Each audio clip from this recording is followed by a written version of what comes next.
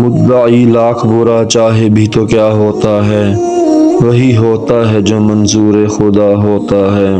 السلام علیکم ورحمۃ اللہ وبرکاتہ۔ امام ابو حنیفہ رحمۃ اللہ علیہ کی خدمت میں ایک شخص آیا اور اپنا 7 سال کا بچہ لے کر کہا، حضرت اسے اپنی شاگردی کے لیے قبول فرمائیں۔ امام ابو حنیفہ نے پوچھا، کیا یہ بچہ حافظ ہے؟ انہوں نے عرض کی کہ حافظ تو نہیں ہے۔ فرمایا کہ آپ کو پتہ ہے میری شرط ہے کہ میری شاگردی میں جو آئے وہ پہلے حافظ ہونا چاہیے، اسے لے جاؤ اور جب حفظ کر لے تو پھر لے آنا۔ وہ شخص چلا گیا اور 1 ہفتے کے بعد دوبارہ حاضر خدمت ہوا۔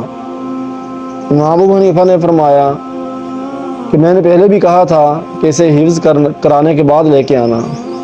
تو شخص نے عرض کی، حضرت آپ اس سے سنیے، یہ اب حافظ ہے، اور یہ حافظ جس نے 7 دن میں قرآن پاک حفظ کیا، امام ابو حنیفہ کے شاگرد امام محمد کے نام سے مشہور ہوئے رحمۃ اللہ علیہ۔